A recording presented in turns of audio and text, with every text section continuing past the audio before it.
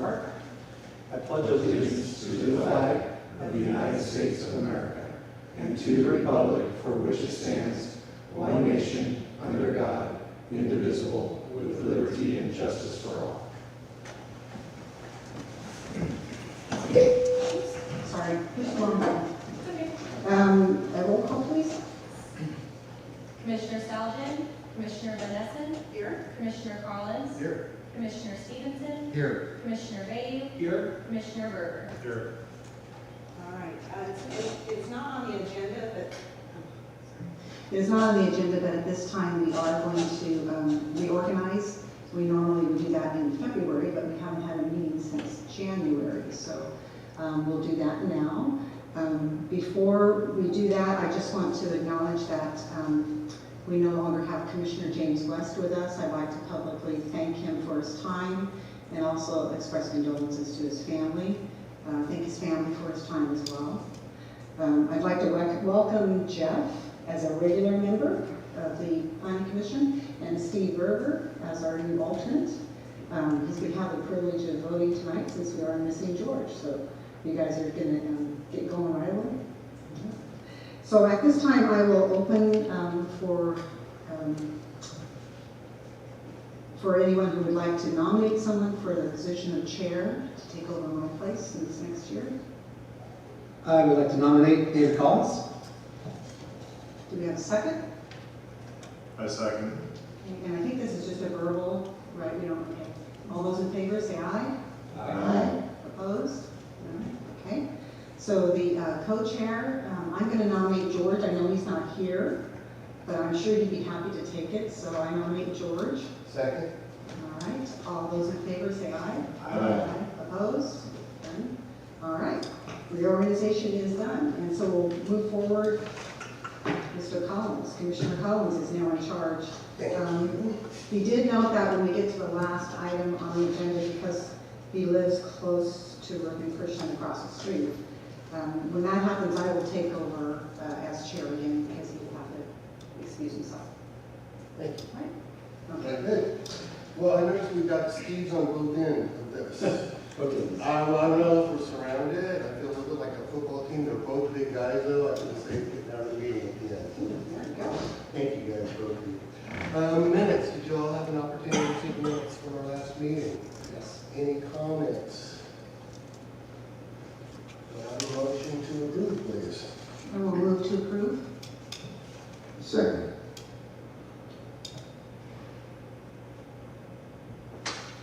Do we have all I need? I did. Sorry, I think I did it. I'll press the buttons for you.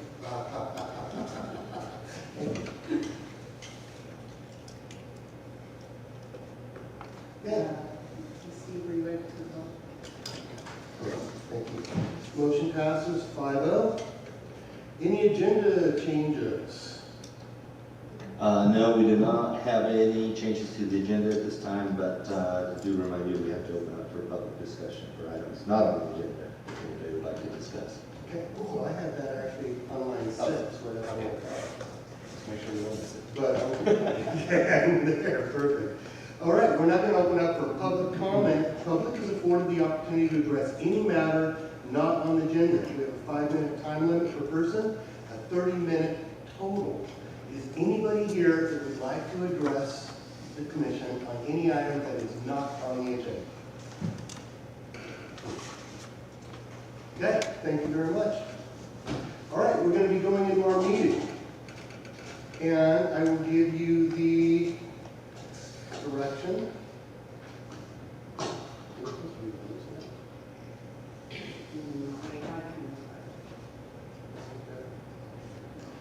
So I'll announce the item to be heard. City staff, Ken, will present a report and recommendation, and then we'll open up the meeting. If you wish to testify, please wait for me to recognize you, state your name and address, and present your testimony. The order of testimony will be the applicant first, those in favor, then those in opposition, and a rebuttal by the applicant or counsel. After all testimony has been given, the chairman will close the public hearing.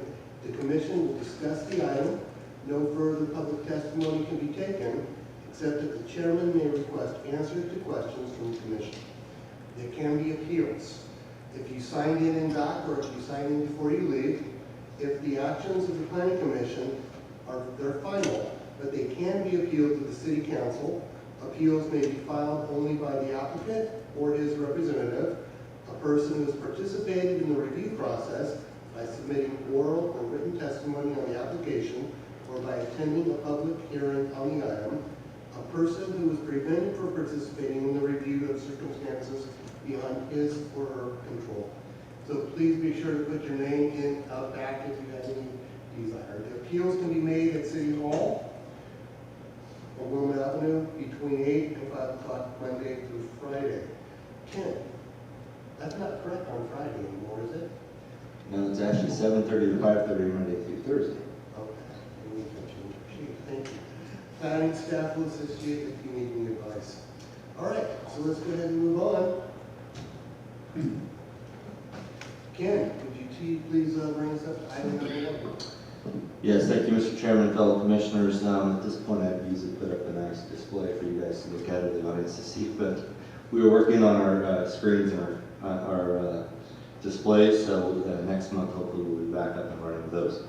There is attachments to the staff report in the back that I hope you have a chance to review those, but so I'll go through the staff report now. So we're looking at a request for a site plan permit to construct about a 3,600 square foot drive-through car wash located at 1450 Brady Lane. That's located within the Save Mart Shopping Center. There is actually one vacant parcel still within the center there, and that's the site that they're looking at. It is in the C2 Community Commercial District, and it sits on about 1.38 acres. The proposed building will be centered in the undeveloped portion of the parcel, running parallel to Brady Lane. The vehicle queuing area will be adjacent to Brady Lane, while the vacuum area for the site will face inward towards the shopping center. Placement of the building meets all required setbacks pursuant to the Ripon Municipal Code, with the front setback for the building being about 48 feet from Brady Lane, so it'll sit quite a ways back off of Brady Lane. And the facility will have 2 vehicle stacking lanes with 8 vacuum stalls. Parking for the site, the overall size of the parcel is larger than just the undeveloped area. If anybody's had a chance to go out and look at the site, there's a kind of a dirt area. However, just north of that, there's quite a bit of parking that's included on that parcel that's already been developed and paved and striped. So the overall parcel size is larger than just the dirt area, and with the car wash building will be located, it was previously developed with drive-alls off of the and off-street parking in the shopping center was originally done. The existing parking site contains about 51 spaces, while the car wash facility indicates an additional 10 spaces on their site. The entire shopping center has reciprocal parking and access agreements throughout the facility, so they're all kind of meant to be shared parking areas, and there's sufficient parking for the entire shopping center uses, including this one. Site access to the site will be provided by several existing commercial driveways into the shopping center. Most likely, the main access point will be the driveway approach off of Brady Lane, with the main access to the car wash located kind of in the upper northeast portion of the site. The exterior of the building will be a mixture of CMU block with different finishes and colors and sand finished plaster. The building will be further accented with clear anodized aluminum commercial grade storefront glass, windows and doors, metal fascia, metal canopies and awnings. The main body of the building will be a mixture of gray CMU block, while the plaster is off-white. The metal fascia trim will be green with accents of yellow in certain areas. The car wash building does indicate an overall height of about 29 feet, while a good portion of the main tunnel will be approximately 22 feet height, which does comply with the Ripon Municipal Code, which allows up to a 35-foot building. Landscaping for the site, most landscaping will be focused around the perimeter of the site, with some landscaping sprinkled throughout the site. There's quite a bit of landscaping already around the perimeter of that site along Brady Lane, but they will be adding more. The plan indicates about 16% of the site will be landscaped. which exceeds the city standard of 15%. More detailed landscaping plans, which include the irrigation and stuff, will be required to be submitted for final approval at staff level here at City Hall. Lighting for the site, a detailed lighting plan will be required to be submitted to the Riverton Police Department and Planning Department. We look and review the plans to make sure there's adequate sighting for public safety around the site in evening hours, and also to make sure that there's no glare or lighting protruding into the public right of way. There's a trash enclosure indicated on the site. It's located on the eastern edge of the parcel, which provides access to the waste haulers with the adjacent drive aisle. The trash enclosure will be covered pursuant to our city standards, and the design and construction will match the architecture of the car wash itself. There's no signage really indicated on the plans. However, they will be required to submit a separate permit for signage for the site, which will include signage on the building for wall signs, menu signs and such, and drive-through or parking lot directional signs as well. On May 9th, we did have a meeting with the applicant and the project review committee, and we reviewed conditions of approval for the project. All those have been listed in your staff report. And at this point, I will turn it back over to you, Mr. Chair. If you have any questions, I'd be happy to answer, or the applicant's here as well. Thank you, Ken. Any questions for Ken? I wasn't quite clear when I was looking at the plans and how it sits. Are we taking part of the existing parking spaces for the building, or you're just showing that those parking spaces can be used by this business? Right, so if you look at the actual parcel, so north of that main drive aisle is part of this parcel, which already has developed parking. That'll stay. Just the dirt area is where the building's gonna go, and they'll add some more parking with that dirt area as well. So there'll be, like, just on their parcel, will be a total of 51 spaces for the site.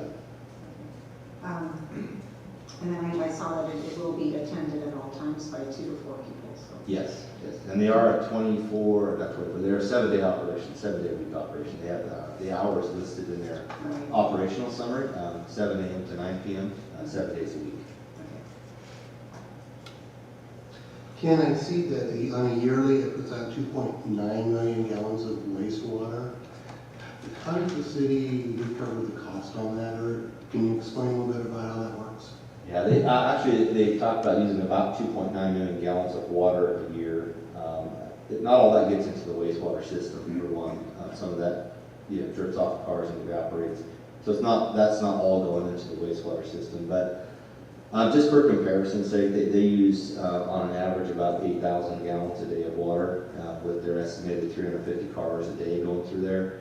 Just to kind of give an idea, regular average households use about 560 to 570 gallons a day. That depends on the time of year. Wintertime, obviously less. Summertime with water and irrigating yards is more. So the car wash actually amounts to about 14 to 15 homes in town. So that's kind of your water usage. It's not abnormal. I mean, it's actually fairly low for that type of a use, but it's not abnormal for commercial use. And I had also read that they capture over 90% of their water to be reused again, non-potable, so that is a good, Yeah. maybe they can speak to that when they come up. Yeah, certainly. Questions for Ken? All right, is the applicant present? Please come on up and take the podium if you'd let us know your name and address.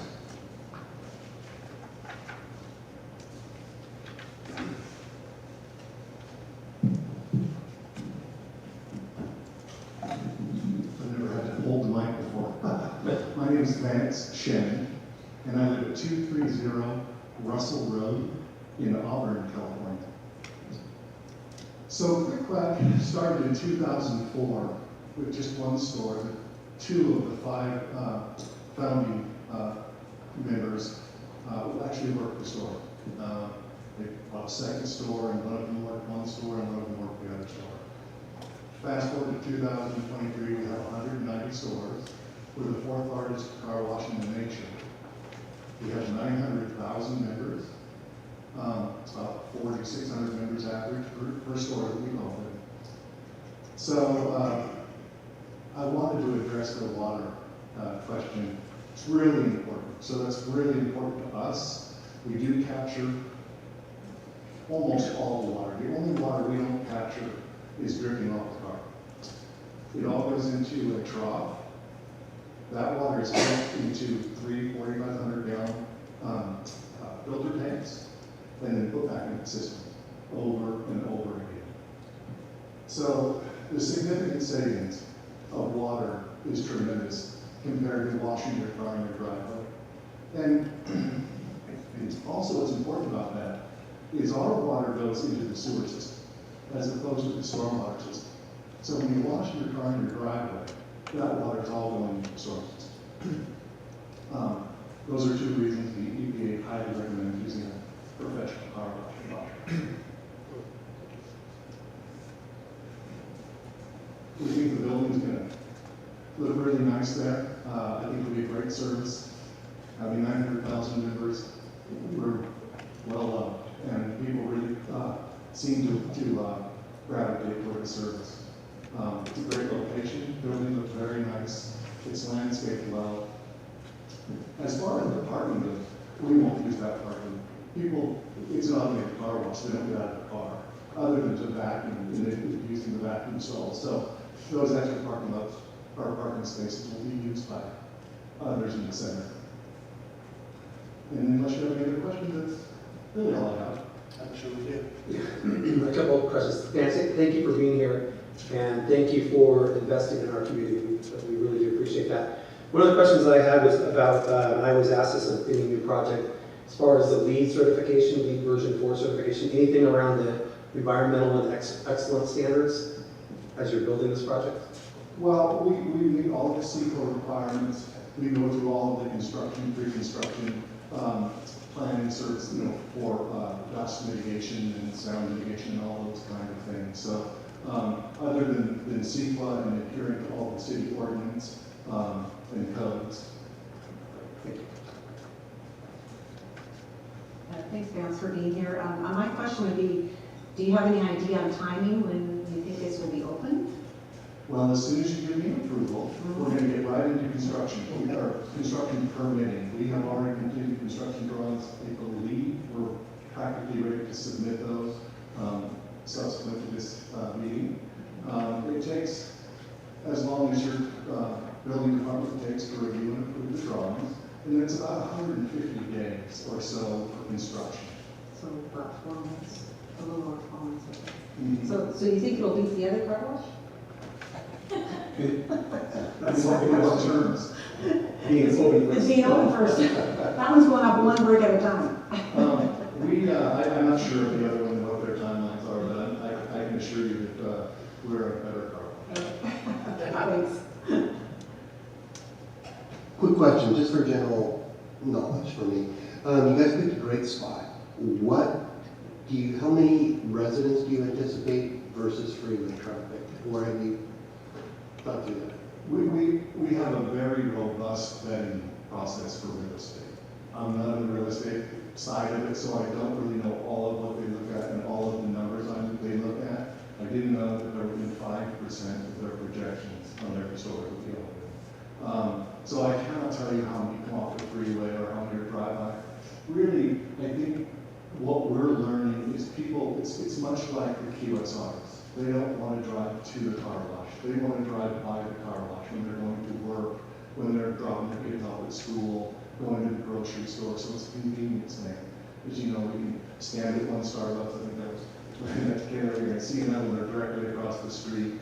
And it's just that convenience. People only want to make a U-turn. So hopefully a lot of them are drive by and not bringing in a ton of traffic, but I think a lot of them will be going out for freeway as well. Excellent. Thank you, Vince. Guys, I have another question for you regarding your corporate culture. One of the things that we look at when we do projects is this a good fit for our city? Can you speak to the culture of your organization, I think you'll quack it with kindness or something to that effect? I'm glad you asked that question. I probably should have looked at that earlier. Everyone's seen a car wash drive, like for Girl Scouts or for the baseball team or whatever, fundraising. We do that just on a much larger scale. So our vision and our mission is not really washing cars. We're very good at it, and we've learned to be very good at it, and we do that so that we can change lives for the better. And that's our mission, is to change lives for the better. So just a few things. When we will open any new store, we find a family or an individual that's deserving, and we don't charge car washing for the first day. We have them help us promote the grand opening, and then we collect donations. And we double that, and we give that to that family. One boy had a neighbor wish to have a car wash built in his backyard. He was severely handicapped, and he loved water. He loved to go to the car wash. He built a $400,000 car wash in his backyard. Charitable giving is what we do, and that's what we're all about. I could go on for hours and tell you the different things that they do. One year, we do the 12 days of giving. We collected about $500,000 from what I recall. Just the one that stands out to me. We were able to donate 15,000 eyeglasses for children that wouldn't otherwise get to afford them. So that's what we're all about. Thank you.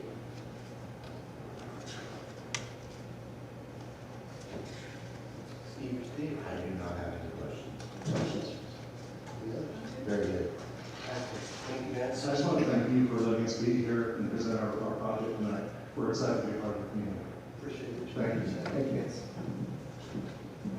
Was there anybody that would like to speak in favor of the item on the agenda? Would anybody like to speak in opposition to the project? Okay, and there will be no rebuttal, so we've heard all testimony. We're going to close the public hearing. Commissioners will talk amongst themselves and then come up with a vote. Thoughts?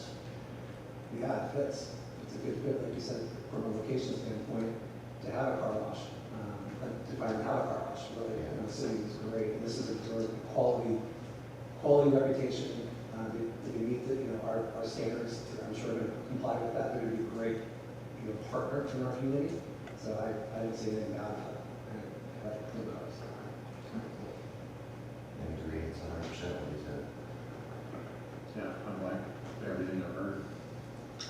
All right, so I would say based on our input, I would recommend that the Planning Commission approve the major site plan permit SR 23-23 for Quick Pack Car Wash based on the findings and subject to the conditions of the staff report. Okay, we have a motion. Do we have a second? Moved. Steve? Perfect.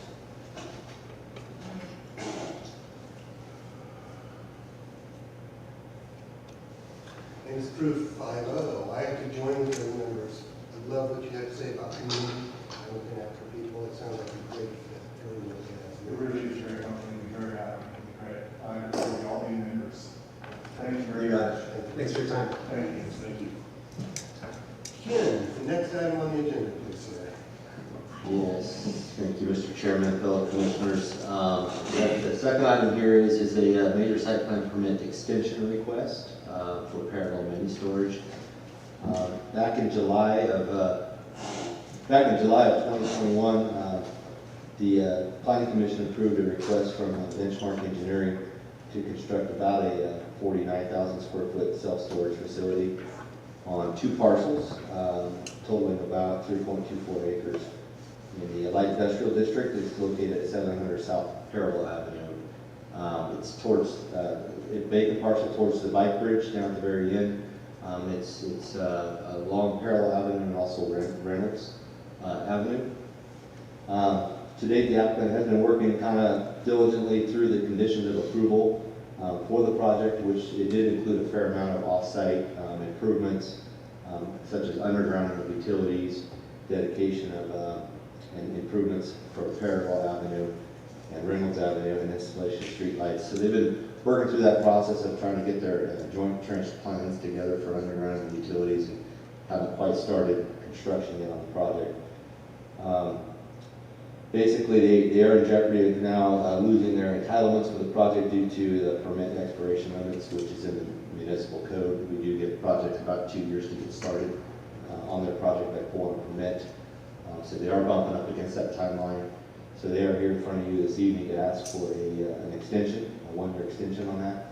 It is up to the planning commission, the discretion of the planning commission to grant that. But they are asking for a 1-year extension on the project so they can kind of get construction going. There's a recommended action in the staff report recommending approval of that 1-year extension. And at this point, I'd be happy to turn it over to you, Mr. Chairman. I do believe somebody's here on behalf of the mini storage project too, if you have questions. Excellent, thank you. First off, any questions for Ken? Yeah, but is there any really specific reason why it got delayed? Is there something, I know like sometimes when projects have to work with PG&E, they're slow or. Yeah, they are working, obviously working with PG&E to design kind of undergrounding of the utilities. There was a fair amount along there if you've driven down parallel. So PG&E, they had to work with PG&E to do a lot of that work, get the design work done for it, which delayed it a little bit. There is a fair amount of offsite which they have to get into what we call project improvement agreements with the city and bonds for all that stuff. So it's just taking a little bit longer to get this thing off the ground. And so they are asking for that extension because of those things.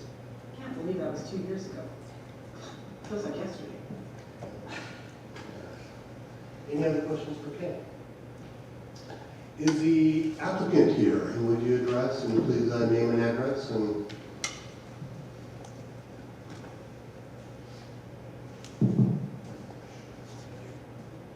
Mr. Chairman, fellow commissioners, my name is Rick Mummer, Benchmark Engineering, 915 17th Street, Minnesota.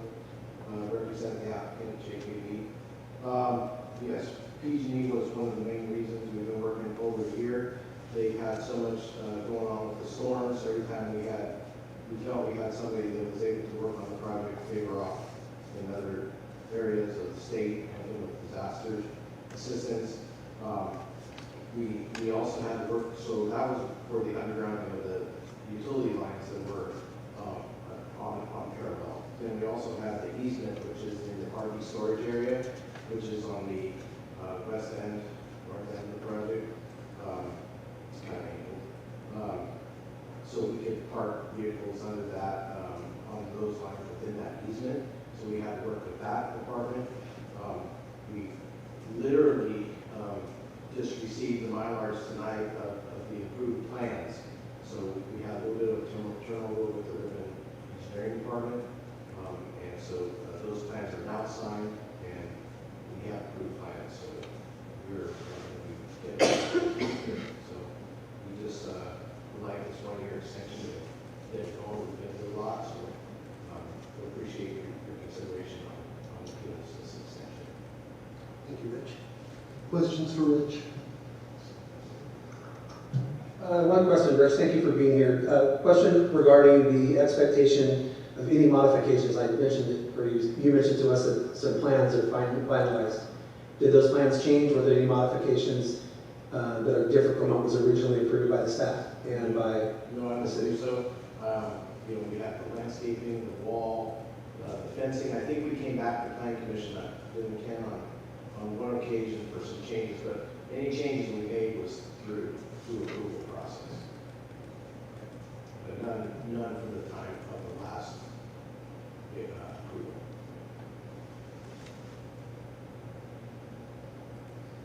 Any other questions?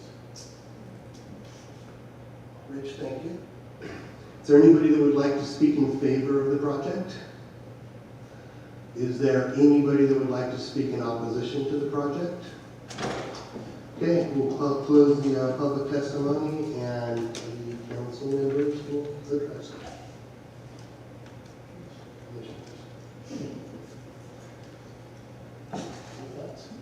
It's just with it, as long as its intended use remains the same as what they had intended originally.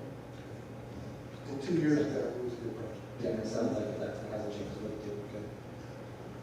I agree. Okay. Do we have a motion? I'll move. Second. Second.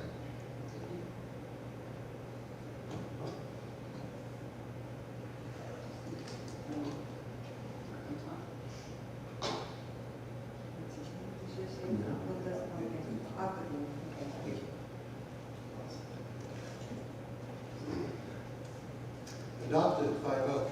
Thank you. Thank you. Ken, next item on the agenda. Yes, now we are moving into our public hearing portions of the agenda, so we will have public hearings on these items. The item up here in front of you right now is for a zoning text amendment for recreational vehicle storage.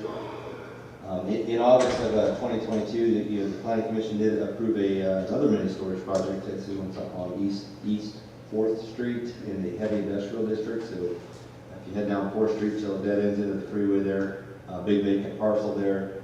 They were approved for a fairly large mini storage project there.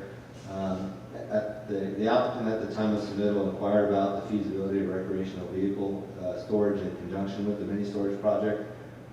At that time, staff informed them that the Ripon Municipal Code did not allow for recreational vehicle storage in the heavy industrial district, which is what this is located in.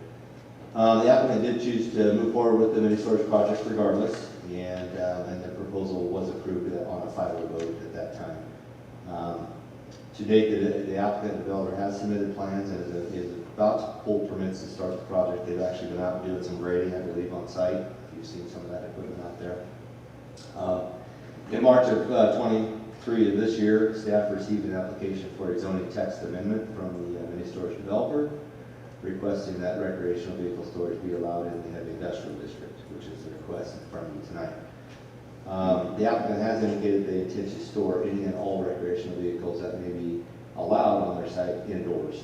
They do have some quite large mini storage buildings going on site that are tall enough to be able to handle RV storage, motorhome storage and all that, so that's what they're asking for. Staff did spend some time analyzing and researching their requests and believe that recreational vehicle storage could be allowed in the heavy industrial district and all the other districts that are listed above in the staff report here with some certain parameters. Whether a site is developed solely as a recreational vehicle storage site, which we do have one in town, and there's other towns that have just recreational vehicle storage sites, or as a mini storage that allows it as an ancillary use. Staff believes that the parameters should be put in place that limits the lot coverage, which would include outdoor RV storage, to that of the underlying zoning district. So for example, in heavy industrial and light industrial districts, we allow a site to be covered with 50% of the site to be covered with buildings. We would ask that if you are going to allow recreational vehicle storage, that even if they're parked outside, that would still count towards lot coverage. It does get into public safety issues if we start seeing many storages trying to park RVs in and around the whole site, as far as accessibility to get in and out with fire and police if necessary. So that would be one of the parameters that's put into place, that they would count towards lot coverage for the building. So in order to facilitate that standard, we are recommending adding a recreational vehicle storage definition to the city's use classification system, which is Chapter 1612, which outlines those parameters, and also updating the heavy industrial usage chart to allow for recreational vehicle storage. So that being said, I'll turn it back over to you, Mr. Chairman, to be happy to answer any questions. I do believe the applicant is here that applied for the zoning text amendment as well, if you have any questions at the end.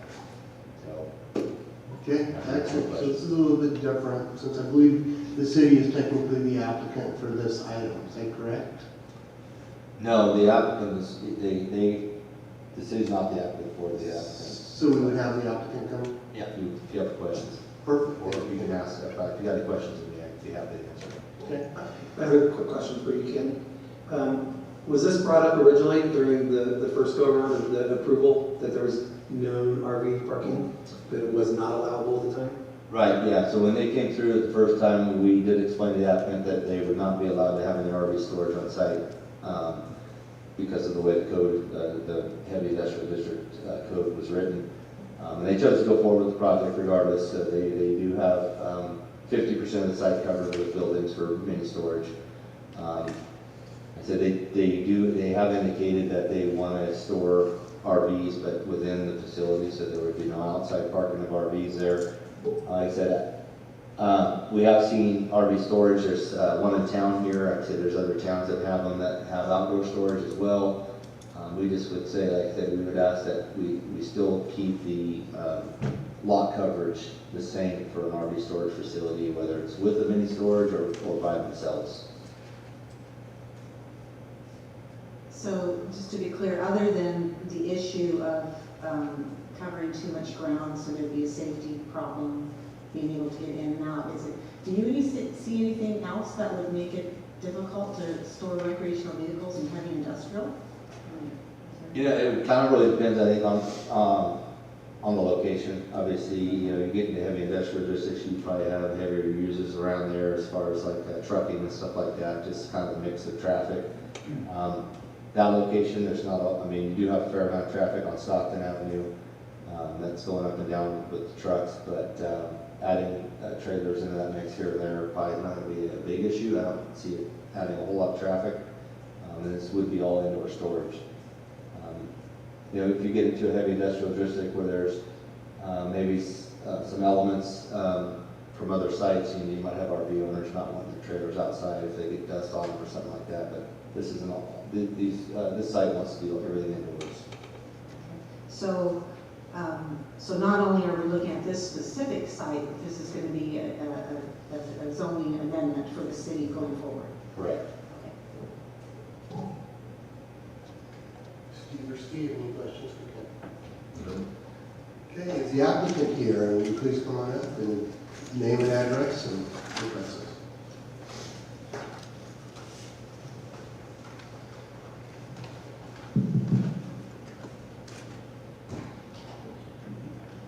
Name's Gus Schultz, from 21339 East Lexi Lane, Gilbert, Arizona. And I'm here on behalf of the applicant. Ken is correct, and I appreciate what he spoke about. You guys are changing your zoning, I guess, is what you want to call it. For us personally, we're not changing anything from what we've already been approved. The buildings are the same, everything's the same, it's just, we want to put RV on the sign. That's really what we're going for. We want to say RV store. And back something, and if someone chooses to do that, we found in all our facilities, we have about 40% will actually put an RV or a boat or a jet ski or something. We just build a different unit mix to accommodate more people. People want these out for their houses anymore, cities don't want them for their houses. We're building something to accommodate that for people, to get them out from underneath the shade canopies and sell their properties or anything like that. You got to build these roofs, they tell you to replace them, we've been doing it for 2 years on these RVs, so it keeps stuff out of the sun. We're not, I think when this was written, the concept of outdoor storage was changing what we ever saw. We won't see anything like this because the way we build things, we build buildings around it. If we're allowed to put stuff in the middle, this is all enclosed. You're just going to see buildings just like it's already been approved.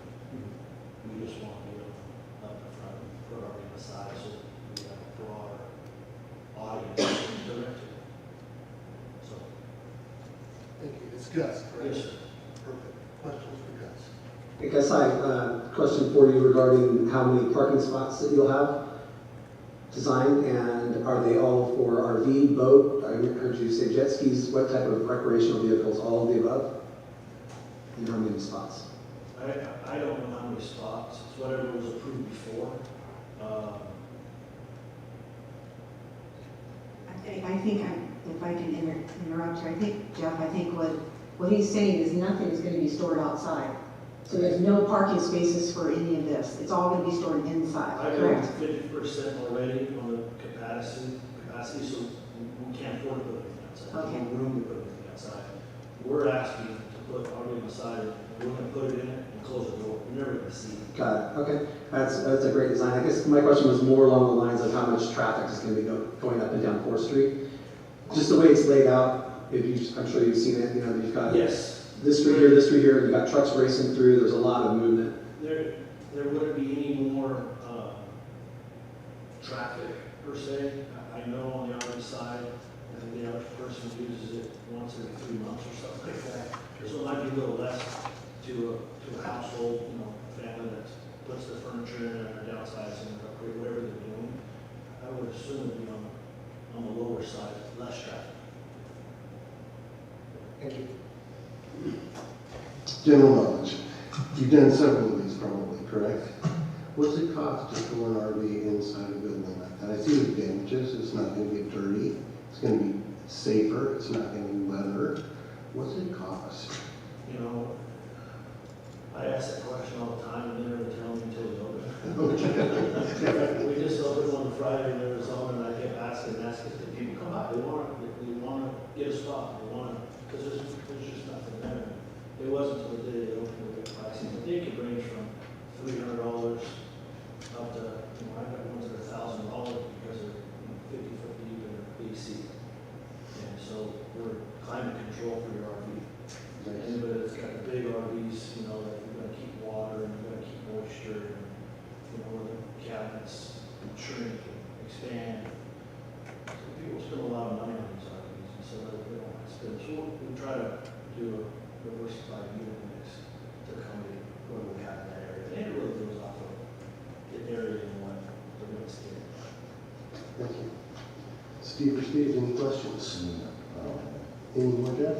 No. Okay. Thank you very much. Appreciate it, guys. Thank you, guys. Would anybody like to speak in favor of this project? Would anybody like to speak in opposition to the project? Okay, the public hearing portion is closed. And, you never gave me the okay. I have a gavel. So now I can use it once. So now we'll come on into discussion. Thoughts on that? Well, I think given the circumstances of what has occurred and how difficult it's been for you to get everything moving forward and so on, I don't see any problem in this. So I would make a motion that we recommend that the City Council approve the amendment. Oh, yes, the amendment to Chapter 16.12. Use classification system ordinance in chapter 16.24 industrial districts based on the findings in the staff report. So it'll make things easier for Ken going forward. We have a motion on the floor. Do I have a second? I'll second that. Steve, thank you.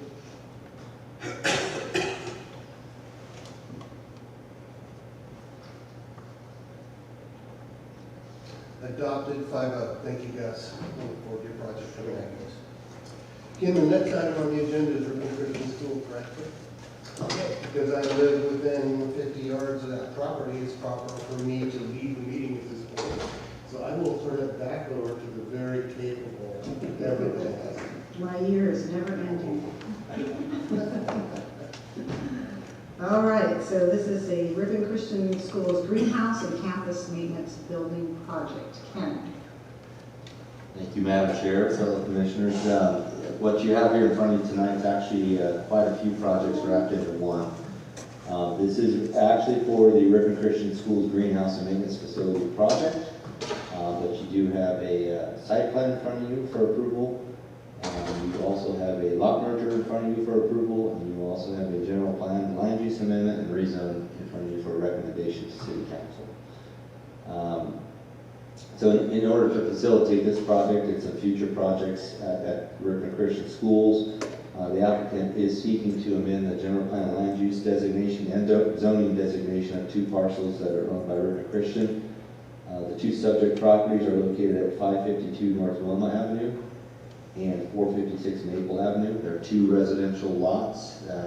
Actually, one has a house on it. The other one was just previously torn down right across the street from Ribbon Christian Schools on Maple Avenue. The other one is up here towards the roundabout. Right before you get to the roundabout, there's a rental house there that is owned by Ribbon Christian Schools. It's I believe, white with some burgundy trim on it. Those are the 2 properties that are in front of you for recommendation. They are looking to, like I said, change the land use designation and zoning so future improvements at the school can expand to those properties and be made. There are some exhibits that are included in your staff report. The land uses would go from, the general plan land uses would go from HLD and LD, which is low density and high low density residential, to S-HS, which is for high school. And then the zoning would, on that would be changed from residential to PS zoning, which is public, semi-public, which is what all our schools are zoned here in Ripon. So that is the general plan amendment and rezone request in front of you this evening. That the planning commission would be making a recommendation to city council on. And then now we'll dive into more of the staff report. Basically, the project site itself would be directly across from the Ripon Christian High School. It's where their current bus barn is located, adjacent to their industrial arts building, where they have a welding and wood shop, and also their ag department. They're looking to tear down the bus barn that's there, and then also to add to that site a 30 by 36 greenhouse facility for the ag program, and also add a maintenance facility, about a 40-foot by 110-foot maintenance facility for their grounds maintenance. They have a lot of lawnmowers and just equipment to take care of all the grounds. It's kind of just spread out throughout the campus right now, so they're looking to get that housed in one spot and create a shed and a storage building for that. So that is what's being proposed for the site. They will be putting in a trash enclosure on that site. They'll be surfacing the site with asphalt or concrete. They will be adding some more wrought iron fencing down on Maple Avenue to match the existing fencing that's there, and landscaping along there, and also installing a fence between the new building and the neighboring residential property. So that's the project in front of you tonight. Part of that project also includes a lot merger, so they need to merge the two lots so they can provide services across the lots as necessary. Where the house used to sit, so they would be merging those two lots, the old residential lot with the overall high school property. And that's the other consideration in front of you tonight for approval. We did meet with the applicant on May 9th and went through all the conditions of approval that are in your staff report. At this point, Madam Chair, I'll turn it back over to you. I'd be happy to answer questions. I believe someone's here from the school to answer any questions, if you have any. Any questions for Kim? Okay, I'll probably wait and ask the applicant that. Well, the fence that is going to go in between, so this is the one on Maple. They're going to put a fence between the project and the neighbors. Is that like a brick fence, or is that a wrought iron? Actually, our code doesn't require block walls between like school districts and residential property, so that's not required to go, not to be a block wall. We usually require an 8-foot masonry wall between residential and commercial or industrial properties. Actually, the property owner there does not wish to even have it. They don't want an 8-foot masonry wall. They want to work with the school on putting up some sort of a nice wood fence for their yard that's a regular height. So there's no requirement for a masonry wall or anything there. They're going to work with the resident there. But along the frontage and 20 feet back from the frontage, it would be a wrought iron with landscaping, because we can't have fencing coming all the way out to the back of the sidewalk and blocking vehicular traffic and views coming in and out of driveways. So that would all match what's over there now. All right, would the applicant like to talk to us?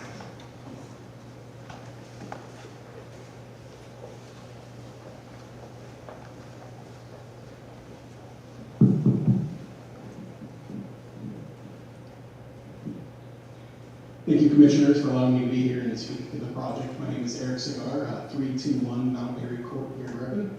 As Superintendent of Ripon Christian, this is a project that we have, well, it's phase one of a multi-phase project that we're looking to implement over the next number of years. But we're excited by the prospect of consolidating, as Ken mentioned, a lot of our current maintenance grounds equipment into one area of the campus. As far as the traffic flow or any of those type of things, we actually see a reduction of a little bit of traffic on campus, because we're, as you may be aware, we're relocating the bus barn to the other side of the freeway. So that bus traffic coming in and out of campus, at least onto Maple right there, would be reduced to a certain extent.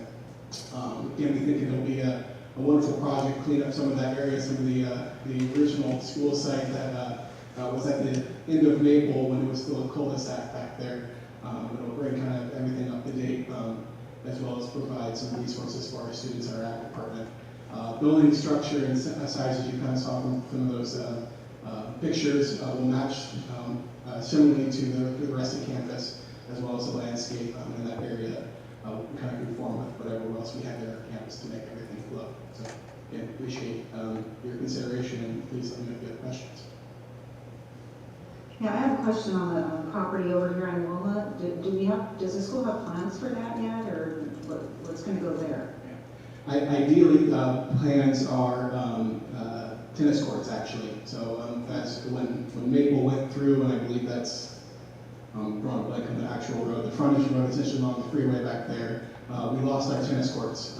We had 4 tennis courts on campus back in the day. And so those were eliminated when that road went through. So the plan is to bring tennis courts back to campus.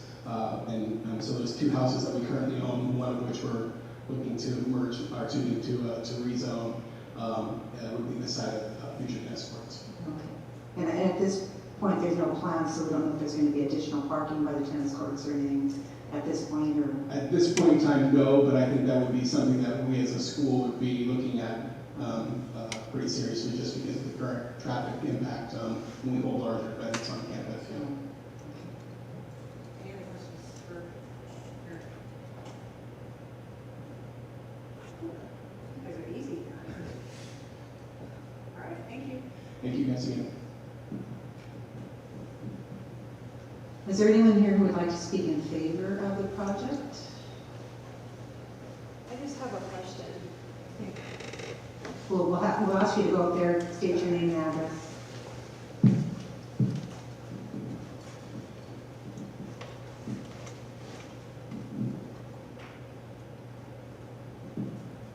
Hi, I'm Terry Harden, and I live at 522 North Loma, right next to the property on Loma. Do you have any more information? I mean, is our fence going to be right up next to tennis courts, or what would that look like? Yeah, go ahead and answer that, yeah. Yeah, we're kind of still in the initial planning phase, but so we don't exactly know where that fence line would be. We've kind of gone at a couple different options for tennis courts. Anything that we would put up against the property line, obviously, would have to be, we'd want to be having conversations with you about what that impact would look like, whether that be landscaping, if there's lighting going in there or not. Obviously, lighting, making sure it's neighbor friendly and all that. But yeah, the key thing would be we'd be looking to remove both those houses and some of the other issues, especially the stuff behind. And that's where the first phase essentially is. We're talking about right now. It's all the equipment that's kind of stored behind the house. We're looking to bring into one location on campus. Okay. That would probably be a great improvement. Just to add a little bit to Mr. Cigar's commentary there, is any future projects would come in front of this commission for approval at some point too. So their next phase of projects would still require planning approval, go through the public process, you would get notified of that. So there would be opportunities for you to participate in those as well in the future. Thank you for your input. Anyone else who would like to speak? I guess it wasn't really in favor. Anyone who wants to speak in favor? Is there anyone here who would like to speak in opposition to the project? Seeing none, we will close the public hearing. And commissioners, do you have any discussion? Are we ready for a motion? It's like a whole book, this motion. I bet we could probably just say, shall we? What you wrote. If you want to make the motions that are in the staff report, you could just tell Shelby to follow those.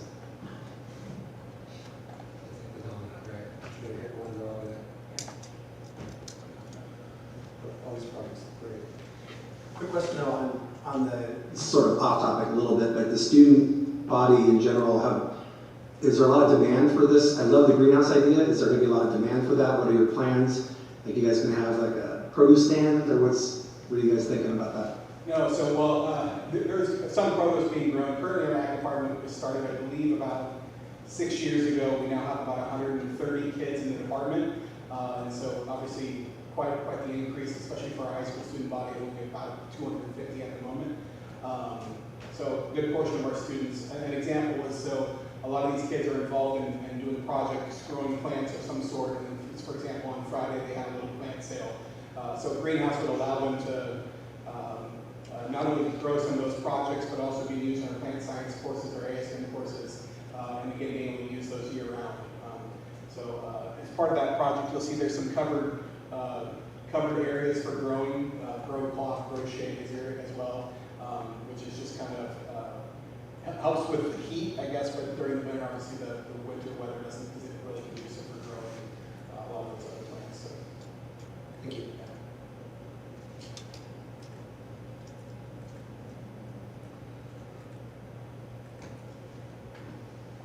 All right, anybody want to make a motion? I'll make the motion. I'll second. Sorry. I don't know why, you just doesn't have to move around. So you'll have to just vote? Yeah. All right. That concludes our meeting. And we will adjourn. Well, do we have any reports? Yeah, just a really quick heads up. So I did share with the commission a while back about the extension request for the battery storage project. They did file a request for an extension. We are going through the due diligence process on that extension request. It should be in front of the commission at some point. We're thinking more of like a July or August meeting by the time we can get through kind of our due diligence process of reviewing all the reports and having consultants peer review some of those. So it's still in the works. We will get that in front of you in due time. With that, though, we don't have anything scheduled right now for the June meeting. So that's all I've got. Okay, any commissioner reports? Any input from the new guy? All right, so we will adjourn this is May, the May meeting, and we'll be back in July. Maybe June.